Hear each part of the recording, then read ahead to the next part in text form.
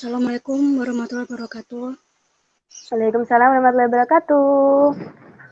Perkenalkan Kak, nama saya Sally, mahasiswa dari program studi Ilmu Informasi dan Perpustakaan, Fakultas Ilmu Sosial dan Ilmu Politik, Universitas Airlangga.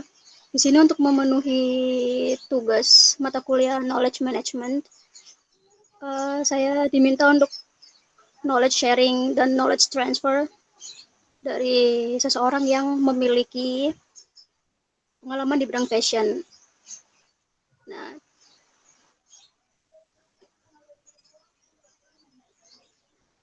setahu saya Kak Rida ini kan punya pengalaman dalam bidang fashion waktu dulu di pesantren. Jadi saya ingin mungkin Mbak Rida bisa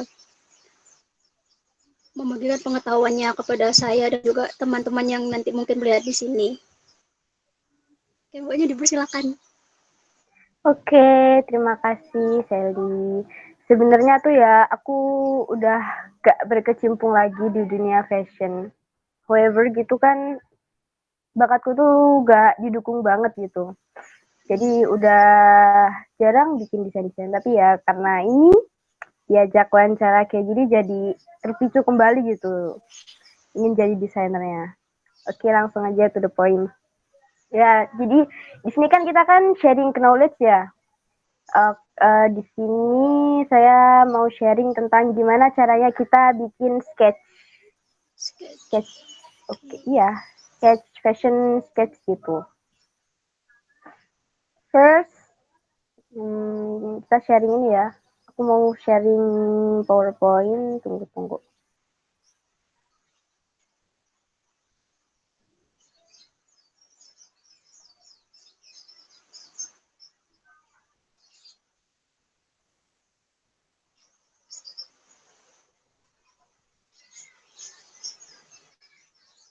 Oke, jadi pertama yang harus kita lakuin nih kalau mau nyeket fashion design tuh pertama of course harus niat dulu lah ya, niatnya mau nyeket desain gitu. Anu Kak, udah share screen? Nggak ada soalnya. Oh, belum muncul ya? Belum. Maaf, tunggu.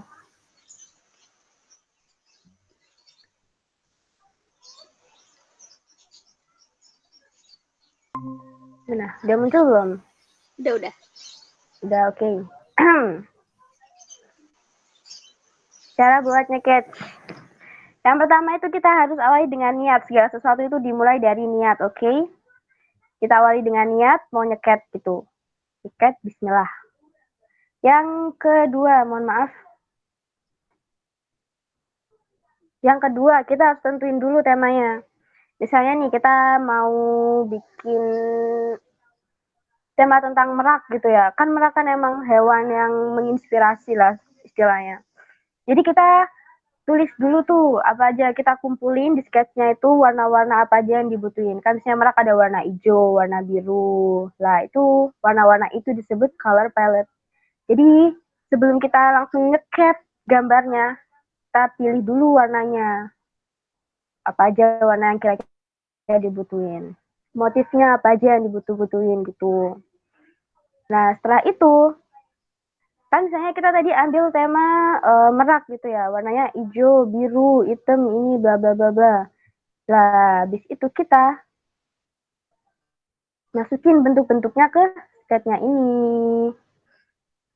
Jadi dalam satu tema itu kita jangan cuma buat satu look aja. Look itu di sini maksudnya ininya tampilannya nih. Kayak misalnya di sini nih gambar yang kiri, kita ada beberapa look nih, ada 1, 2, 3, 4, 5, 6, 7, ada 7 look.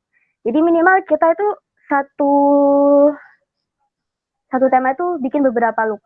Kalau di sekolah-sekolah desain itu ya biasanya kita disuruh bikin 25 look sama dosennya tuh. Ini bukan pengalaman saya sih, pengalaman dari orang-orang atas saya yang cerita ke saya gitu. Jadi kalau sekolah desainer itu kita nanti suruh bikin beberapa look sampai puluhan, baru nanti itu diseleksi lagi yang kira-kiranya cocok buat nanti di catwalk. Catwalk itu ini fashion walk itu yang di karpet merah. Nah, itu namanya catwalk. Habis kita tentuin nih looknya, look 1, look 2, look 3. Ini kan beda-beda ya, tapi tetap dalam satu tema intinya. Sama kayak ini nih. Yang di foto sebelah kanan nih, ini ada 3 look. Temanya sama, tema tentang batik motif gitu. Yang bawah juga, nah ini juga sama. Mereka tuh looknya beda-beda nih, ada beberapa look, tapi temanya sama, temanya tentang black and white. Gitu. Jadi setelah nentuin pertama tadi color palette-nya, motif-motifnya, abis itu look-nya. Tentuin dulu look-nya mau bikin berapa gitu, terus dibayang-bayangin. Nih, ini penting banget, harus dipunyain sama semua desainer. Kayaknya semua desainer pasti punya deh. Yang kayak gini, ini namanya mood book. Mood book tuh apa sih? Mood book tuh isinya ya kayak apa ya, inspirasi-inspirasi kita gitu.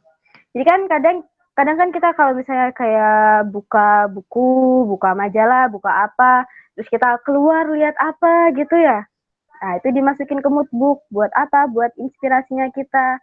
Kayak misalnya, ih, itu bagus banget langitnya. Langitnya senja oranye gimana gitu. Foto ceklik, masukin mood book. Kayak gitu. Jadi kadang kan pasti ada kalanya kita tuh gak bisa mikir ya, kosong, blong, udah gak tahu mau bikin apa. Nah, di situ punya mood book tuh bener-bener berfungsi banget. Jadi kita bisa cari, oh iya, oh ini, ya warna ini bagus tahu. Lagi kalau paduin sama bentuk yang kayak gini, kayak gitu. Kadang juga buat nempelin fabric-fabric nih. Ini di foto yang bawah, nah ini ada contoh-contoh beberapa fabric, bahan-bahan kain-kain gitu. Jadi kalau kita nih kayak misalnya ada baju bekas gitu, baju apa, ini bagus nih bahannya, potong dikit, tempel gitu. Mood book itu emang diperluin banget buat desainer. Kayak emang semua desainer harus punya namanya mood book. Ini pengalaman ya, share pengalaman juga sih ya di sini. First, jadi dulu itu di pondok, saya tuh pertama kali tuh jadi desainer. Gara-garanya tuh ada lomba buat ngedesain. Ngedesain apa ya, kalau nggak salah tuh waktu itu ngedesain wedding dress gitu. Saya tuh iseng-iseng aja, saya tuh bener-bener gak ada keinginan buat jadi desainer tuh bener-bener gak ada. Cuma kan gara-garanya waktu ada apa ya, ada hobi buat gambar, bisa gambar juga. Jadi waktu itu cobalah, kali beruntung gitu. Jadi saya coba buat ngajuin diri untuk ikut lomba wedding dress ini. Cobalah. Ternyata alhamdulillah saya kepanggil juara 1 wedding dress itu. Nah, dari situ teman-teman tuh tahu, wah, ya, oh Rida tuh bisa desain ya, Rida tuh bisa desain. Padahal tuh baru sekali itu saya tuh ngedesain baju, baru sekali itu ngedesain. Nah, dari situ setiap ada acara, setiap ada apa, itu pasti aku tuh kepilih gitu buat ngedesain bajunya. Nih beberapa nih contoh desainan baju waktu di acara-acara di pondok. Nah, yang ini bener-bener nih desainan yang paling susah banget bikinnya karena ini bahannya nggak cuma kain. Jadi ini temanya ya, inspirasinya kita itu Gwen. Gwen itu dia tuh maskotnya angkatan. Gwen itu artinya Guardian Queen, satu Guardian. Karena angkatanku namanya Guardian ya. Nah, jadi tuh emang kita terinspirasi banget sama namanya Gwen ini. Kita bikin gaunnya warnanya biru, dan itu kalau diperhatiin tuh samping-sampingnya itu kita bener-bener pakai besi. Kita bener-bener motongin besinya. Itu perjuangan banget emang itu bikinnya. Pagi siang malam buat bikin gaun ini. Terus habis itu kalau diliatin tuh ya, itu besinya tuh nggak cuma di samping tapi juga sampai ke belakang. Soalnya kita ngikutin sama bajunya si Gwen itu. Nah, pokoknya baju yang bener-bener perjuangan banget bikinnya. Ini baju ini dipakai waktu acara pekan olahraga. Dan waktu itu emang yang jadi panitia tuh angkatan saya. Guardian itu jadi panitianya. Terus kita disuruh kasih penampilan-penampilan ya, of course dari panitianya. Kita kasihlah penampilan dari Guardian ini. Next. Ini pekan kreativitas santri. Nah, yang itu gaunnya yang itu yang tengah. itu gaunnya kalau dilihat yang bawah itu dia gak kain, tapi dia tuh rajutan. Jadi emang bener-bener itu gaunnya kita bikin sampai berbulan-bulan, dan itu yang rajut tuh gak cuma satu orang, sang rajut satu-satu sampai sampai ke bawah, sampai lebar banget, dan itu gaunnya berat banget. Jadi emang yang ngebawa itu juga orangnya harus kuat, soalnya emang itu gaunnya berat, berat banget, soalnya tuh bukan kain, itu bener-bener rajutan.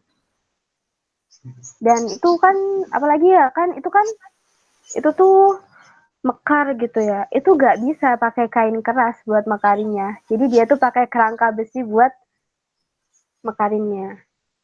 Makanya tuh gaun ini tuh memang spesial banget, perjuangan banget juga bikinnya sampai berbulan-bulan buat ngerajutnya. Oke, maybe next ini yang selanjutnya ini ada acara apa ya ini? Ya acara angkatan juga ya, buat have fun aja sih sebenarnya. Waktu ini tuh kita acaranya buat masak-masak, terus juga of course kita harus dandan kayak penerima tamunya gitu ya. Nah, beberapa ini ada apa gaun-gaun yang biasanya dipakai di acara-acara. Jadi di pondok itu emang banyak banget acaranya, acara panggung-panggung gitu. Jadi kan gak mungkin ya masa di panggung pakai baju gamis biasa gitu kan, kurang menarik. Apalagi kalau kan di tempat aku tuh pondoknya pondok modern. Nah, disitulah gaun-gaunnya tuh kepakai, tapi ya insya Allah gaun-gaun sini syari semua. Dari lihat itu semua itu gaun-gaun ini tuh jadi turun-temurun dari kakak kelas kita. Jadi setiap angkatan tuh pasti ada gaunnya gitu loh, disumbangin ke pondok akhirnya. Saya juga awalnya juga dari pondok, makanya gaunnya untuk pondok juga. Next, ya, yang ini acara perkemahan. Bahkan di acara perkemahan pun kita juga pakai gaun. Jadi emang di pondok tuh pakai apa ya, fashion designer di sana tuh juga emang benar-benar bekerja terus gitu loh. Soalnya tiap acara tuh pasti yang namanya pakai gaun itu kepake terus kayak gitu. Nah kalau yang baju yang ini kan ada namanya regu ya. Di sana tuh ada regu namanya Precious. Precious itu warnanya merah biru. Nah gaun ini terinspirasi dari regu tersebut, Precious.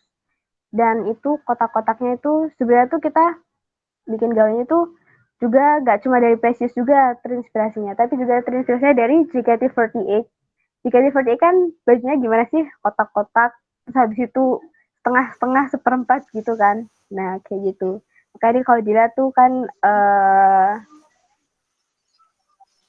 apa, aduh maaf, kalau dilihat nih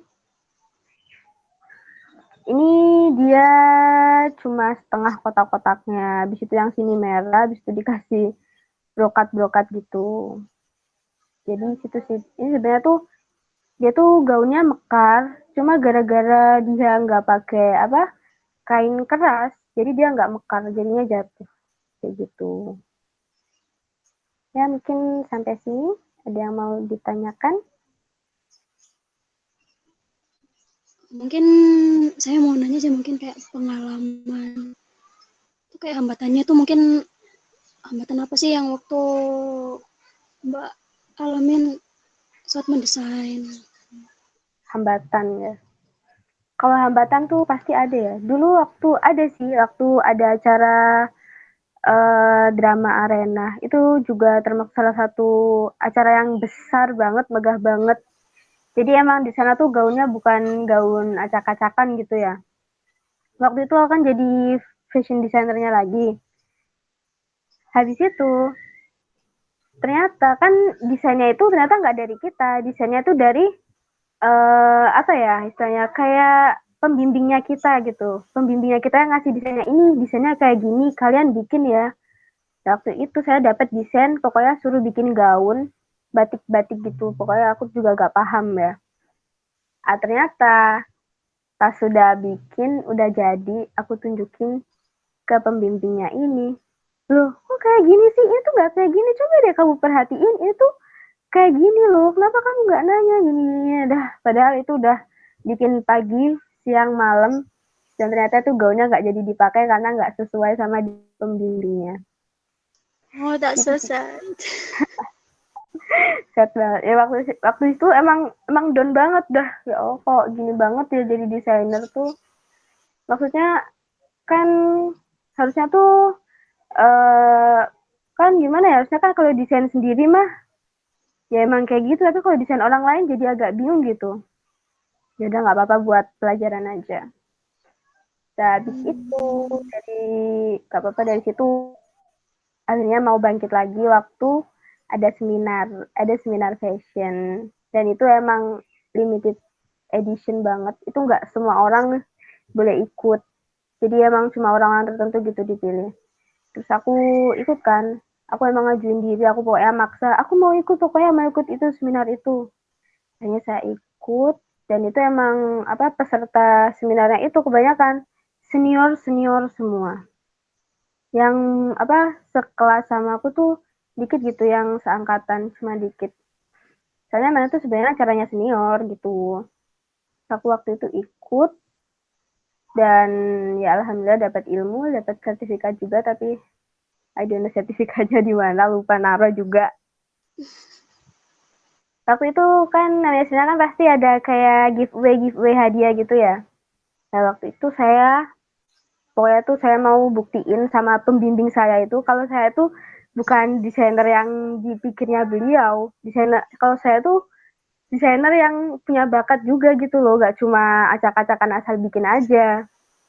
Akhirnya saya maju, saya nunjukin ke pembawa seminarnya itu, ke narasumbernya. Kak, ini desain saya. Kan waktu itu giveaway-nya, coba sekarang tunjukin desain kalian ke depan, nanti dapat giveaway gitu kan.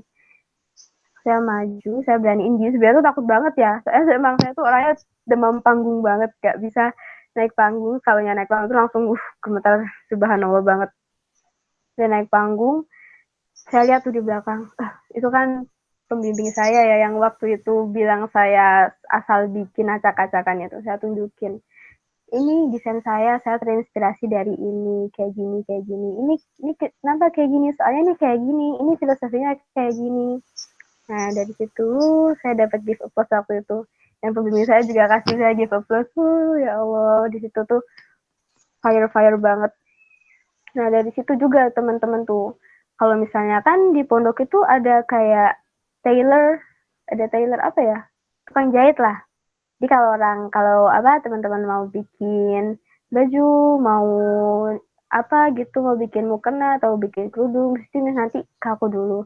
Udah bikinin baju dong, udah bikinin ini desain ini. Udah aku mau ada acara ini tahu bikinin dong. Kayak gitu. Ada lagi yang mau ditanyain?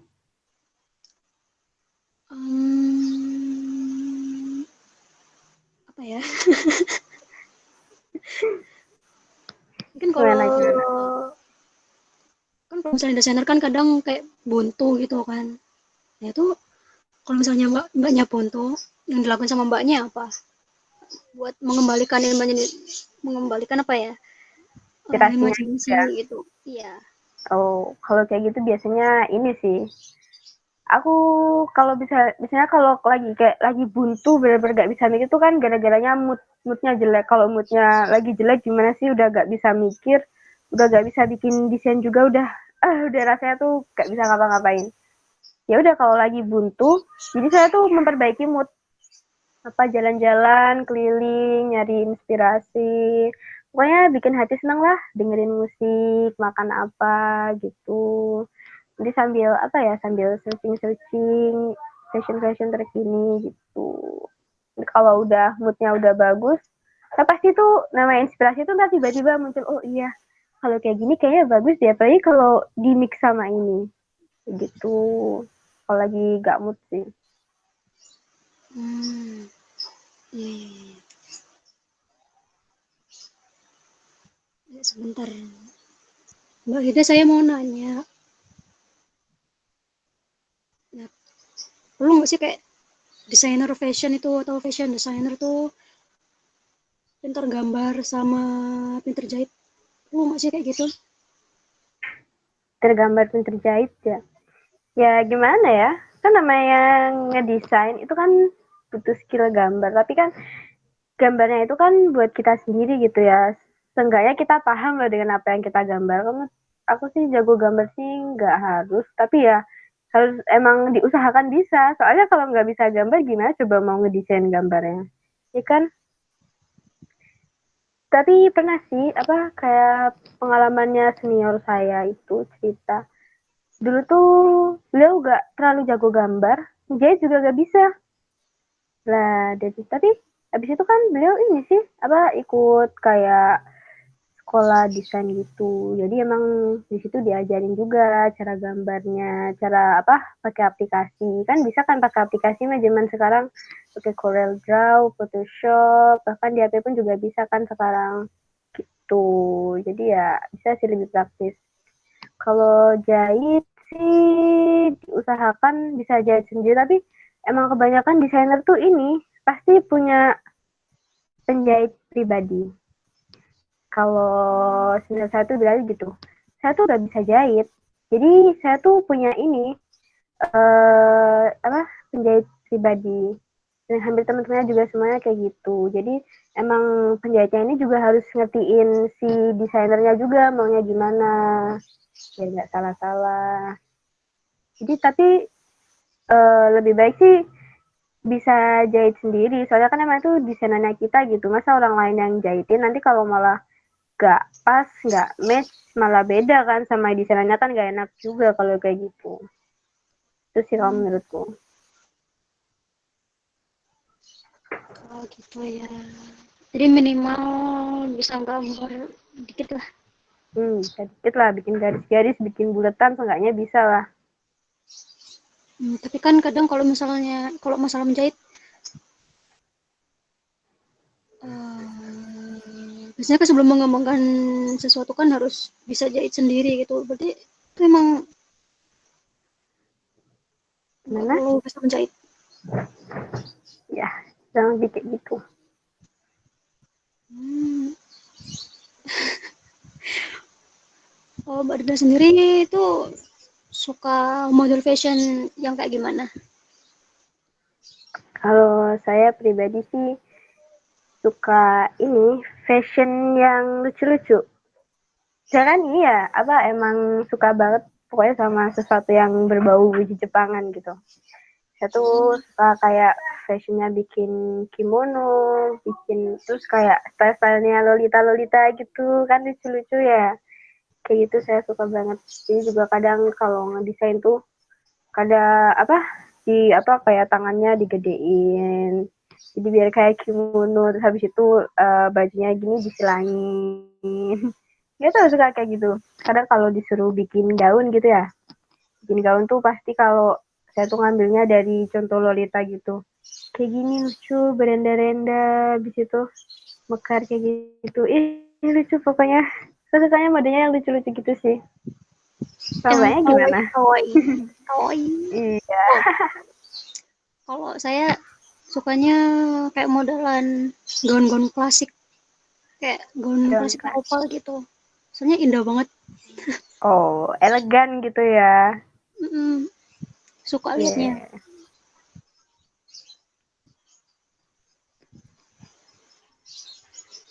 Oh iya, Mbak Dida, kan tadi kan bilang jadi fashion designer angkatan ya. Itu perlu bersaing nggak sih sama teman-teman yang lain gitu buat ngeklaim posisi itu? Buat jadi ini desainer angkatan. Mm. Kalau bersaing sih enggak ya. Soalnya apa ya? Soalnya emang gak semua orang gitu loh bisa. Maaf bahkan jarang banget yang bisa tuh. Yang bisa kayak apa ya? Maksudnya kan desain di sini kan dia kan nggak cuma asal gambar, asal bikin, tapi pasti juga harus ada filosofinya. Ini kenapa kayak gini, ini kenapa kayak gini, ini kenapa panjang kayak gini, terus ini kenapa cuma setengah. Kan kayak gitu tuh ada filosofinya gitu. Jadi emang nggak semua orang gitu loh yang pastinya dipilih. Itu kan cuma kan gara-gara waktu itu sempat menang lomba. Jadi habis itu teman-teman tuh tahu, oh, oh Rida, oh jadi Rida tuh desainer. Oh, dari situ sih. Habis itu akhirnya kan di angkatan itu ada kelompoknya sendiri, kelompok desainer-desainer dimasukin lah, diajak lah istilahnya. Ya awalnya juga cuma dari acara-acara kecil, acara-acara yang kayak lomba-lomba gitu, sampai nanti ke acara-acara yang berpanggung-panggung gede. Kalau di pondok. Ya lanjutkan. Sengaja aku nggak tahu ngomong apa. Jadi tuh aku tuh kadang juga sempat mikir ya, sebenarnya tuh fashion tuh gimana sih kalau di pandangannya Islam, boleh gak sih? Tapi kalau emang nggak boleh, pasti aku di pondok juga nggak boleh dong bikin kayak baju-baju yang kayak gitulah, baju yang megah-megah. Pasti di pondok juga gak dibolehin lah kalau misalnya emang nggak menurut syariat. Tapi ternyata emang fashion tuh boleh kali sama Islam tuh, cuma ya ada ketentuannya, ada batasan-batasannya.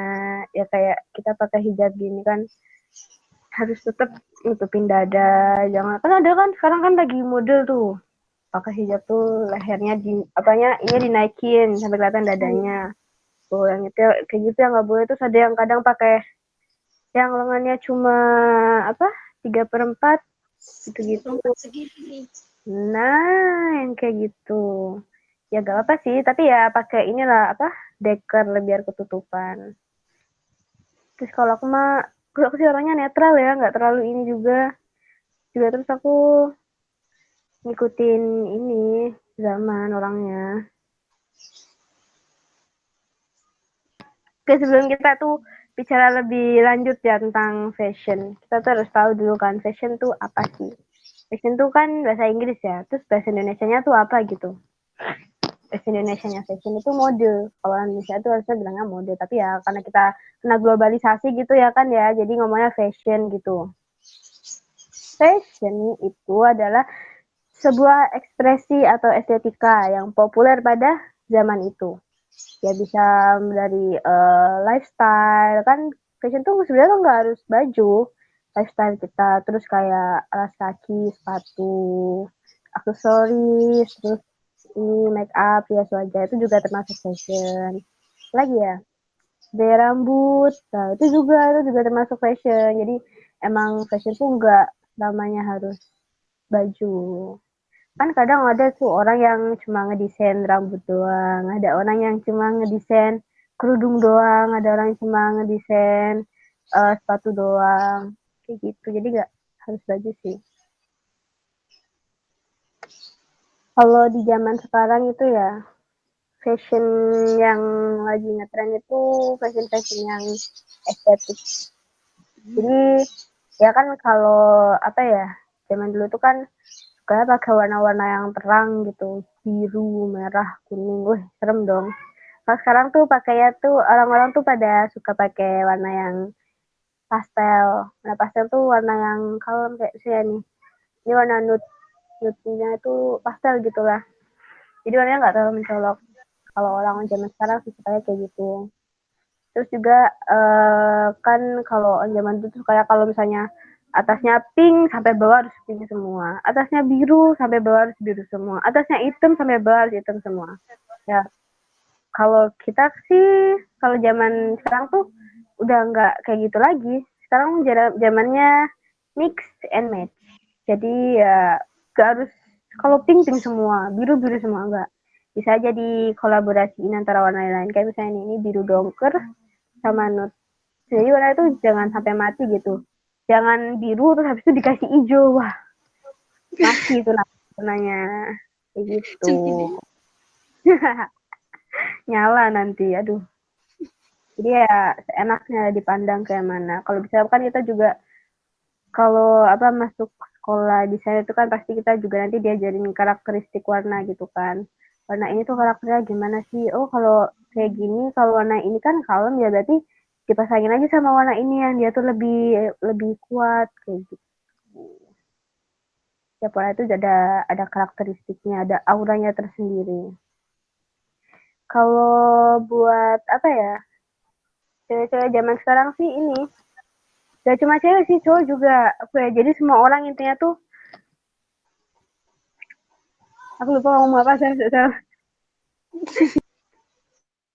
Terus lagi juga zaman sekarang kan fashionnya juga kayak ngikutin gender, maksudnya gender di sini tuh ada yang fashionnya maskulin sama feminim kan.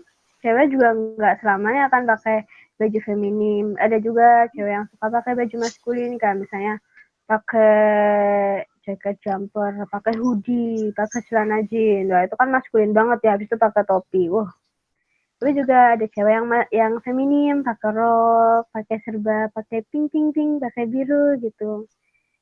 Itu juga ada. Tapi juga nggak jarang kok cowok tuh yang pakai baju feminim tuh juga ada. Kadang kalau saya lihat di IG gitu. Itu sih. Kalau bikin baju sih, ya bikin baju ya buat acara-acara kayak gitu, bikin gaun, bikin baju-baju casual gitu. Kalau buat bikin baju pribadi, pernah sih sekali dua kali itu kan. Jadi aku tuh punya temen, ya udah temen kayak udah temen ngeplek lah di pondok istilahnya. Ya udah kalau belajar sama dia, makan sama dia, kemana-mana sama dia, berangkat sekolah sama dia gitulah. Sama mereka soalnya sekelompok kita bareng-bareng. Jadi aku tuh pernah bikin satu desain, terus kita mau samaan gitu deh, sekelompok bajunya. Itu sih baju pertamaku, baju pribadi yang pertama aku desain. Sekarang bajunya udah kekecilan, udah nggak muat, tapi masih aku simpen sih di lemari. Kenapa ya? Soalnya kenapa ini sempat berhenti apa gak menjadi desainer? Itu dulu tuh ceritanya waktu di pondok masih semangat banget. Aku tuh ceritakan sama ayah. Aku tuh pengen ini loh, pengen jadi desainer. Tapi bapak tuh kayak bukan maksain sih, kayak kamu tuh, aku tuh sebenarnya tuh pengen ini loh, ngikutin jejak seniorku ini banget, yang pokoknya barutan baru gitu loh buat aku. Jadi beliau tuh dulu kuliahnya di ini, apa sih namanya, Islamic Institute, di IV Bandung. Islamic Fashion Institute apa Institute Fashion Islamic gitu di Bandung. Terus aku tuh pengen ngikutin jejak dia, soalnya emang institut tuh kan institutnya pertama itu masih institut baru, jadi peluang buat masuk kan gampang banget ya. Terus kedua juga di sana tuh kalau senior aku cerita ini, jadi dia tuh circle-nya tuh nggak cuma circle di sekitar di Indonesia doang, jadi sampai circle sampai ke luar negeri, sampai suatu kayak nunjukin ini waktu di London, ini waktu di sini, seru ya kayak gitu. Ternyata nggak dibolehin, bukan nggak di apa, kayak kamu tuh mending kuliah aja gitu loh. Ya udah deh aku turutin, aku ke universitas kayak jadi ke institut itu. Saya juga kan Bandung gitu jauh, bilangnya di Surabaya aja, Surabaya juga banyak kali kayak gitu. Terus aku mikirnya ke Surabaya tuh ada, tapi kan dia tuh ini, tahu gak sih Ciputra University, apa sih itu, apa institut ya, kurang tahu juga. Pokoknya di Ciputra itu ada college gitu tentang fashion. Tapi aku mikir, wah gila Pak Ciputra itu kan bener-bener orang-orang situ bener-bener orang elit semua gitu, dan itu semua di situ orang-orang bermata sipit alias orang-orang Cina. Aku tuh mikir, kalau aku kuliah di sana terus aku kudungan sendiri di sana tuh, banyak kan orangnya kan non muslim ya, terus aku kudungan sendiri gimana dong. Ya gak masalah sih, cuma kan pasti ntar kayak apa ya,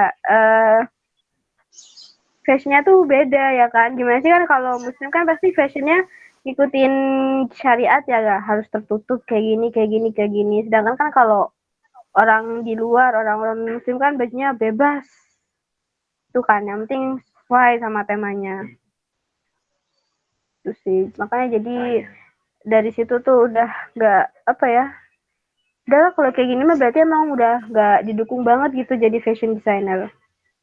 Udah sempet stuck, udah nggak pernah bikin desain-desain lagi. Sketchbook itu juga nggak tahu, masih ada di rumah, cuman udah berdebu banget ya. Kalau kedepannya mau bikin butik apa enggak ya, sebenarnya tuh dulu tuh ya waktu di pondok pengen banget, aku punya cita-cita buat punya butik. Jadi dulu tuh suka kayak ngedesain-desain gitu. Butikku kayak gini, terus nanti taruh sini gitu-gitu. Pengen banget punya butik. Namanya Reihata. Nah, Reihata ini ya, kan aku tuh aku punya butik namanya Reihata. Reihata ini dulu waktu di pondok ya. nama buat ngolok-ngolok aku. Dulu tuh diolok-olok pakai nama itu di pondok. Tapi ya gak ngolok-ngolok gitu sih, maksudnya tuh kayak bercanda gitu loh. Mungkin karena aku yang terlalu baper jadi sakit hati ya. Panggil Rehata, Rehata gitu. Pada situ tuh aku camkan sama diriku, oh lihat ya, nanti nama Rehata itu ya bakal jadi nama branded. Aku tuh benar-benar menegaskan sekali. Jadi ya, aku tuh udah pokoknya udah niat banget.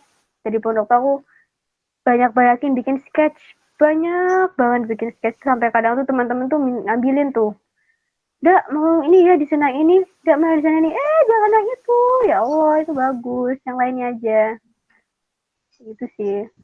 Dia makin kesini juga ya nama itu bukan nama buat ngolok-ngolok lagi, jadi kayak suatu nama yang honorable gitulah, terhormat. Itu sih. Kalau mau tanyain mau bikin butik apa enggak, sekarang masih sih, masih pengen ada gitu, pengen punya butik. Tapi nggak tahu, lihat nanti gimana ke depannya. Saya sekarang juga lagi apa, kayak ngejalanin bisnis kecil sih, lagi ngerintis, masih merintis bisnis sektor desain-desain visual gitu. Keren ya. Kenapa ya? Waktu itu emang ini sih, sempet gak didukung sama orang tua apa buat jadi channel, bukan gak didukung sebenarnya, tuh didukung gitu loh, cuman kan kayak lebih mending ke pendidikan gitu loh. Maksudnya kan kalau fashion kan emang kau apa, kita jalan sendiri, kita autodidak sendiri tuh bisa gitu. Jadi emang lebih ke pendidikan sih kalau orang tua. Kalau papa mah, awalnya itu kan waktu di pondok itu sampai apa ya, bikin desain banyak-banyak, ngumpulin inspirasi sebanyak mungkin. Pokoknya menuhin mood book itu sampai tebel banget mood booknya. Sebenarnya banyak banget ditempel-tempelinnya, motivasi-motivasinya. Jadi saya tuh dulu pengen ini loh, ngikutin senior saya. Beliau itu dulu kuliah kuliah ya pokoknya sekolah di sana lah ya. Sekolah di sananya itu di Bandung, di Islamic Fashion Institute, IV Bandung pokoknya. Itu tuh institut baru. Jadi kan gimana ya, peluang buat masuk kan juga lebih gampang. Selain itu juga ya emang passionnya di situ, pengen ikutin jejaknya senior ini. Tapi ternyata ayah tuh kayak bilang, ngapain gitu, itu kan kalau kayak gitu kan skill yang bisa dikembangin sendiri, mendingan kita tuh kayak kuliah tuh kan, cari pendidikan yang kita nggak bisa kerjain sendiri. Toh kalau mau jadi sekolah di sana kan nggak harus di Surabaya, nggak harus di Bandung, Surabaya kan juga banyak pasti kan apa, kayak institut kayak gitu. Terus papa tuh kayak nyaranin itu di Ciputra ada. Aku mikir, Ciputra, iya sih bagus Ciputra tuh, tapi iya yang emang di situ tuh emang orangnya tuh orang-orang elit gitu. Nanti di sana tuh ya orang-orang Cina yang sekolah di situ. Aku tuh mikirnya, wah kalau di sana nanti aku ini kerudungan sendiri, orang-orangnya di sana kan kebanyakan non muslim ya. Terus aku juga mikir lagi, kalau fashionnya pasti aku tuh ini loh, namanya fashionnya tuh kan kita kan nggak seranah ya, nggak sama lah fashionnya. Istilahnya kan kalau muslim kan emang fashionnya disamain sama syariat gitu kan, tertutup, panjang, terus nggak terlalu ketat, nggak boleh apalah gitulah. Tapi kan kalau orang luar kan bebas gitu ya, mau kebuka sana kebuka sini, mau kayak mana kayak ya itu terserah kan. Kalau misalkan nggak ada ketentuan khusus kan, kalau buat orang luar mah mau nggak pakai jilbab juga bodo amat kan, kayaknya emang bukan kewajibannya mereka. Dari situ juga waduh pasti nanti apa ya, fashionku tuh pasti beda gitu loh sama mereka nggak bisa nyimbangin lah istilahnya ya. Dan akhirnya pun aku nyoba kuliah, daftar ke beberapa universitas, dan keterimanya di Jogja di UIN, jurusan studi agama-agama. Ya emang jauh banget sama fashion tuh, studi agama-agama itu aku belajarnya tuh agama-agama ya, pokoknya semua agama ya Islam juga belajar, tapi ya semua agama semuanya pokoknya aku pelajari. Ya ini mah jauh banget sama fashion, jadi kayak namanya jadi fashion designer tuh jadi apa ya, kayak lama-lama tuh terkubur gitu, udah nggak pernah kepikiran lagi buat jadi fashion designer. Terus juga cita-cita buat punya butik itu udah gak tahu kemana, udah hilang. Tapi kadang tuh aku tuh suka mikir, suka merenung gitu kalau malam, kalau habis sholat, kalau mau tidur, pasti tuh di otak tuh berasa kayak ada konferensi sendiri. Kalian tuh mikir, kan nama aku tuh Rida Nur Azizah. Rida itu artinya kain, Nur artinya cahaya, Azizah itu yang perkasa. Pokoknya aku tuh selalu mikir-mikir nama depanku tuh Rida. Rida tuh artinya kain. Masa iya sih, aku mungkin nama depanku kain. Maksudnya di sini tuh mungkin mama pengen aku jadi desainer kali ya dulunya ya. Tapi itu pokoknya tuh kan nama aku tuh bener-bener, aduh, kayak seakan tuh kayak memanggil gitu loh. Kamu tuh desainer, ayo munculin lagi. Tapi juga mikir, lagi kayak gini, apalagi kan kalau kayak sekolah desainer itu kan nggak murah ya. Sekolah desainer kan mahal ya. Katanya sih sama kayak pendidikan dokter gitu, tapi kurang tahu juga. Tapi emang waktu saya lihat di IV itu emang bener-bener tuh harganya puluhan juta. Mahal sekali. Tapi gimana lagi ya, pokoknya emang di sana tuh cuma merenung doang, nggak ada inspirasi, nggak ada apa ya, keinginan buat jadi di sana tuh kayak udah hilang banget. Tapi nggak tahu kenapa, terus temanku, sahabat aku yang namanya Sally itu tiba-tiba dia nanya, ada yang paham tentang fashion nggak? Itu tiba-tiba kayak aku tuh terpanggil gitu, kayak tiba-tiba tuh kayak apa ya, kayak seakan, ayo kamu lo bisa. Jadi aku ya sebenarnya tuh aku juga nggak terlalu pede juga. Terus habis itu kayak Sally tuh kayak apa ya, motivasi aku gitu. Iya ya, iya deh, aku bisa. Dari situlah pokoknya kita tuh emang sebenarnya tuh dari ada di pikiran kita sendiri gitu loh. Kalau emang kita tuh yakin kita bisa, ya udah emang kita bakal bisa gitu.